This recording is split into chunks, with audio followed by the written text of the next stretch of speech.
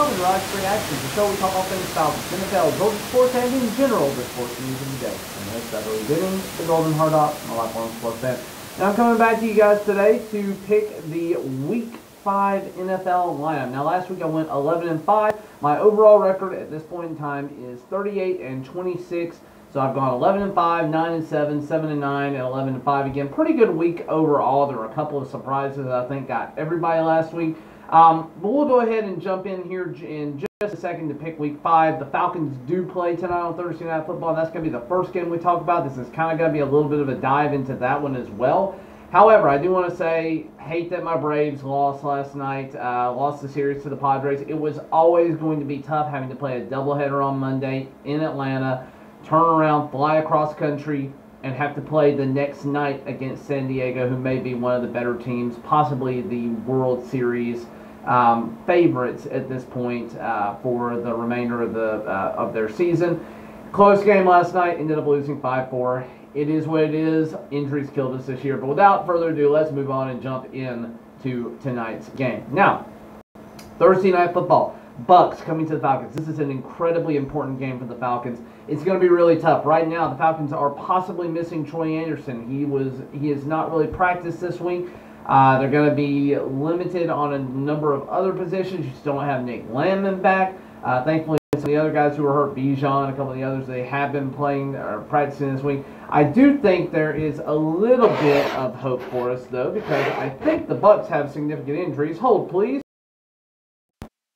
Appreciate the patience on that. So I am looking straight at the Bucks injury report. They had a lot of guys that were either limited or didn't practice this week. Some of them have come back, but ones that we know for sure are going to be out. Antoine Winfield, huge loss for them at safety. So we need to be taking advantage of the middle of the field with that one. Trey Palmer, one of the rookie wide receivers, he's out. Jalen McMillan, another guy, he's out. I think Trey's the rookie. One of those two is the rookie. I can't remember. But you're missing two lower-end wide receivers for depth. Kalijah Cansey up the middle at defensive tackle. He is going to be out. And then you're also going to be missing Luke Gadecki at tackle from concussion. He was not cleared to play. One of the big weapons that was cleared to play after concussion, though, is Mike Evans. This game is going to be incredibly important for the Falcons to limit his availability and limit his production.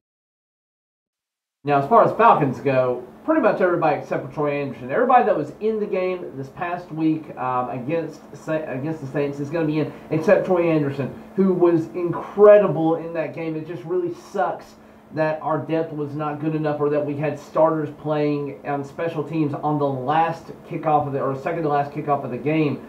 Just really sucks, because that ended up costing us. Troy Anderson is not going to be available, and he was really one of the MVPs on defense this past week. All of that said, it is at home. I do believe that it's going to be a close game. I think the Falcons have got to be effective running the ball to set up play action, and then to take some deep shots, especially down the middle on the seams without Antoine Winfield there. I think it could be a very good game for them. They're going to have a little bit less pressure on the defensive interior with Kalijah Cansey being out. I'm ultimately going to pick the Falcons to win this game as expected. And the Falcons would then be 3-2. Bucks would be 3-2, but we would hold the division lead over them. And then we go again in 10 days and play Carolina, potentially to sweep the first round of divisional play. We have a total of 5 division games in our first 10 games of the season. So, basically, from the time we played the Saints, 5 of the next 7 games are divisional. So it's a very important stretch for the Falcons right now. But we're going to go ahead and jump into the next game. We have a London game, the Jets at the Minnesota Vikings. And guys, I can't do anything but pick the Minnesota Vikings in this one. The Jets have been struggling. They haven't been the team that everybody thought they were going to be coming into the year. Aaron Rodgers looks fine, but they just are not cohesive enough. There's talk of a trade, actually, between the Jets and the Falcons. I believe there's another team involved. Potentially to move Hassan Reddick, which would be huge for the Falcons, so it's obviously not going to help this week. And then also, I think it's the Raiders to move Devontae Adams as well over to the Jets to give him a little bit extra help and let him basically play with Rodgers again. So we'll see what ends up happening here. But I do think that the Vikings, they're on a roll. I can't pick against Sam Darnold right now. I can't believe that is a statement that I am making in 2024 after several years of seeing Sam Darnold struggle at every place that he has been. but he has finally figured out what's going on. He's looking like that first-round talent that he was always supposed to be. 11 touchdowns, 3 interceptions. This is going to be a harder game for the Falcons later on in the season when we have to come off of a bye and go play them in Minnesota now. So we'll see. It's going to be tough for both of these teams. It's not really a home game for either, but I'm going to go ahead and pick the Vikings over the Jets here. Then we're going to go to the first 1 o'clock game. We're going to go to the Panthers at the Bears. Now, the Panthers, I still don't believe in the Panthers. I don't know why. I mean, they played competitive football against the Cincinnati Bengals.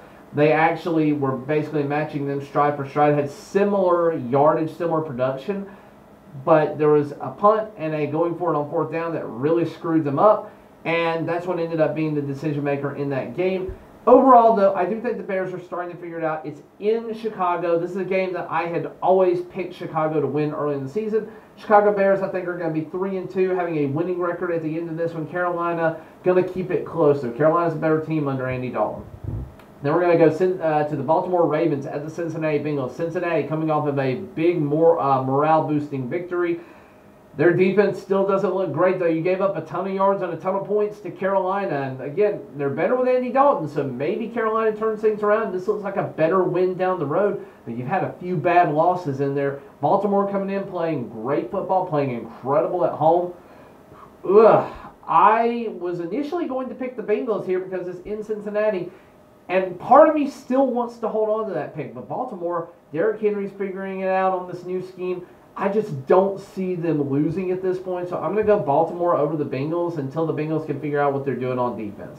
Then we have Dolphins at Patriots, and if you had asked me at the beginning of the season, I would have said Miami Dolphins all the way. They don't have it figured out on offense, though. They are struggling. Tyreek Hill probably needs to be traded to get whatever picks they can for him in the future. Tua probably needs to retire at this point for his own health. Again, he can do what he wants to. He's a grown man. But if he was playing in high school level, he wouldn't see the field again. If he was playing at college level, he wouldn't see the field again in college. NFL, it's the Wild West in that regard. It's money. It's not so much about health and years. It's about what you want to do. If you feel like you can make money in it, if you want to continue playing at a competitive level. So that's a risk that Tua may end up having to take. But while Tua is not on this team, they're down to Tyler Huntley, who didn't look good this last week. And I think the Patriots end up finding a way in Foxborough to win this game. So give me the Patriots here, but I don't love it. It's going to be an ugly game. This is one that the total points, 36.5, and New England's picked at -1 right now. I would definitely say this is going to be close to that under, though. I have no idea what the final score is going to be. This feels like a 17-10 game at best. So give me the Patriots, though, and we'll go from there. Then we have the Browns at the Washington Commies. Sorry, you are officially the Commanders again. You have been playing lights out. You have Jaden Daniels, who's completed, or has, sorry, not completed the most passes, but has the highest completion percentage of any quarterback ever, rookie or not, through 4 weeks. That is incredible. The NFL has been around for over 100 years at this point, and that's incredible to think about that he has that stat to his name. And it is turning into production. It's not turning into touchdowns. He's only 3 touchdowns for 1 interception, but he's using his legs. He's got some ground touchdowns as well. And then you've got Brian Robinson Jr., who is leading that backfield. A lot of people thought Eckler might dig into that role, but he is not doing it. On the other side of the ball, you have Deshaun Watson, who I have made my feelings known about multiple times on this channel. I do not like the guy. I think that he, regardless of you think there was anything criminal, there was definitely predatory behavior as far as I'm concerned from the things that he is alleged to have done. When there's that much allegation, I feel like there's definitely some fire to go on with that smoke. So I just don't like Deshaun Watson as a person, and I kind of hope he fails. So with that in mind, yeah, give me the Washington Commanders over them. Then we're going to go to the Colts and the Jaguars. Jaguars are the only team in the NFL with no wins. And Trevor Lawrence, he's got 4 touchdowns, 1 interception. Not playing the worst football, but he's not doing good things at the best times. Ron Robinson Jr. has come along being a solid receiver for them. He has 2 of those 3 touchdowns through the year. But the Colts under Joe Flacco right now. Joe Flacco is a solid backup quarterback. He led the team to a win this past week. I do think the Colts are going to beat the Jaguars. I have the Jaguars finishing 3rd in this division. I don't have them finishing last. I had that being the Titans, but heck, the Jaguars on this pace might end up being last. It's embarrassing that they're 0-4 right now. They have not looked like a good team. Until they can prove otherwise, give me any team against the Jaguars right now. So Colts over Jaguars in this one. Then we're going to go Buffalo Bills at the Houston Texans. Buffalo getting absolutely demolished this past week on Monday Night Football. I think it was Monday night anyway. Maybe it was Sunday night. I don't recall off the top of my head. But they got demolished in Baltimore. And they're going to play C.J. Stroud in the Texans. C.J. Stroud, 6 touchdowns, 2 interceptions at this point. However, Josh Allen is still one of the better quarterbacks in the league. He's a top 5 quarterback.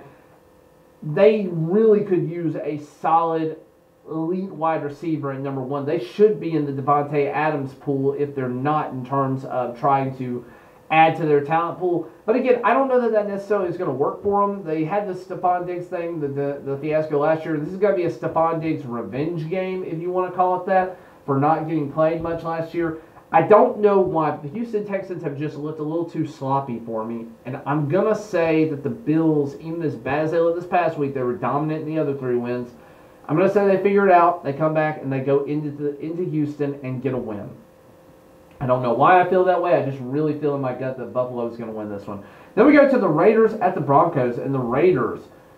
Whew, I don't know what to say about this team. Both of these teams are bad. They're both playing for 3rd place, possibly maybe 2nd place in their division. But Devontae Adams is for sure not going to play in this game. They're not going to have a lot of talent no matter what happens, except at tight end with Brock Bowers, who has been a revelation at the tight end position for them. I ultimately think that Bo Nix is starting to figure it out. I think that Sean Payton's defense, which is allowing 14 points per game, is going to smother Minshew or Aiden O'Connell, whoever it is. It doesn't really matter. This is going to be a defensive showing. This is another game that I could see being like a 17-13 game overall. The point total is only 35.5.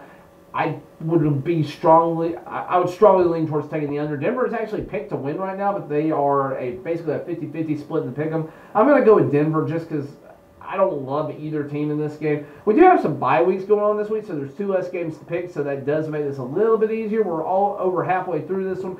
Let's go to another 4 o'clock. The Cardinals at the 49ers. Cardinals started hot, ending poorly so far. We are not doing well so far in Arizona. It's going to be played in San Francisco. 49ers are doing nothing but getting healthy. I feel like this is going to be a Debo week.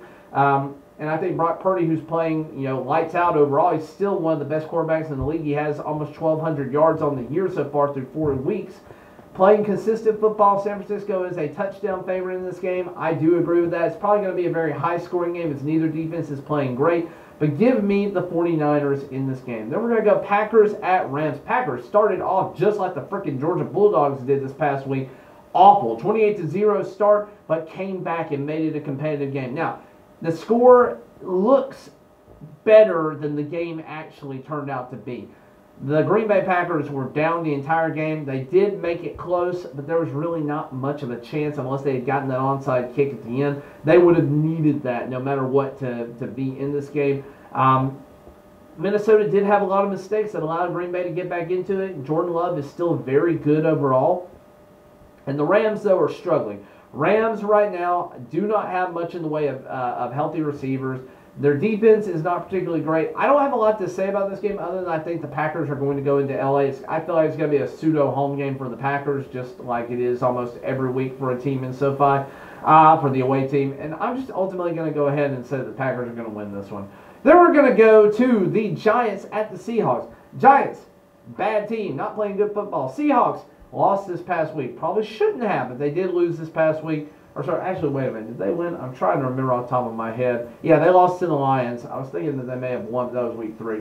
So they lost to the Lions. It was a good football game for a while there. I saw things that I like in the Seahawks, but ultimately I'm going to say that the Giants lose this one. Seahawks win. It's in Seattle. Team coming across the country, basically almost as far as you possibly can go from New Jersey all the way over to Seattle. Give me the Seattle Seahawks at home being 4-1, leading their division. Then we're going to go to the Cowboys at the Steelers. And this is one that I struggle with. The Cowboys are not playing good football right now. They are 2-2 on the season so far. They managed to get some points against the Ravens, and they were up big on the Giants, but almost found a way to lose that game against a very bad Giants team. And I don't know what to make of them. They seem to be lacking in a number of different facets. Defense is not doing great. Offense, they can't get the run game going. They don't have a solid running back. They probably need to figure out how to mix Dalvin Cook into it at this point. But Zeke Elliott and Rico Dowdle, they're not doing it. You've got no plan for Deuce Vaughn in the backfield as well, so I don't know what's going on there. I know he's a small guy, but he's certainly dynamic. It's not going to hurt at this point to mix him in. But the Steelers, their run game is struggling, with the exception of their quarterback in Justin Fields. Now, I do think Justin Fields is ultimately going to win this one. I think the Steelers at home get the win. Cowboys go to 2-3. Steelers 4-1, still leading the division. Not something I would have predicted at the beginning of the year, but that defense is so freaking good for the Steelers. TJ Watt, if he's on the field, he is a wrecking ball. He is a game changer. I can't pick against the Steelers right now. Give me the Steelers. Then we're going to go Saints and Chiefs. I hate the Saints. It's easy enough. I don't particularly like the Chiefs either at this point. They're starting to turn into the evil empire, but the Chiefs are good. They are going to struggle with the weird, wonky play this past week with Patrick Mahomes taking out his own receiver to tear his ACL and go out for the rest of the season. They're going to be struggling. They're going to be really, really relying on Xavier McKinney. I think Juju Smith-Schuster steps in to be a better receiver, to go back to kind of a role that he was in a couple of years ago when he was with them. They're really going to be dependent on some of these young guys. They're still struggling at running back. I think they need to be leaning on Carson Steele more. I think he is a better running back than Samaje Perine at this point, so I do think they need to be leaning on him the interim. He looked great against Atlanta. I don't know why they didn't use him very much last week. But ultimately, Patrick Mahomes looks human. 6 touchdowns, 5 interceptions. But the difference in Patrick Mahomes and everybody else, he can look human, but in the key moments, he's going to find a way to win. Saints are away. They're going to go 2-3 after this one. The Chiefs beat us. I don't like cheering for them because of that, but I'm going to be cheering for the Chiefs because I'm always cheering for whatever team's playing the Saints. But that's going to be Monday Night Football. It's probably going to be a pretty good game. But thank you for watching, liking, sharing, and subscribing. I'm going to be at Thursday Night Football tonight. If you're anywhere around the 300, 340 section, 341 section, come over and say hey, and let's hopefully commiserate together. Let's hope this goes into being a good game. And as always, guys, rise up.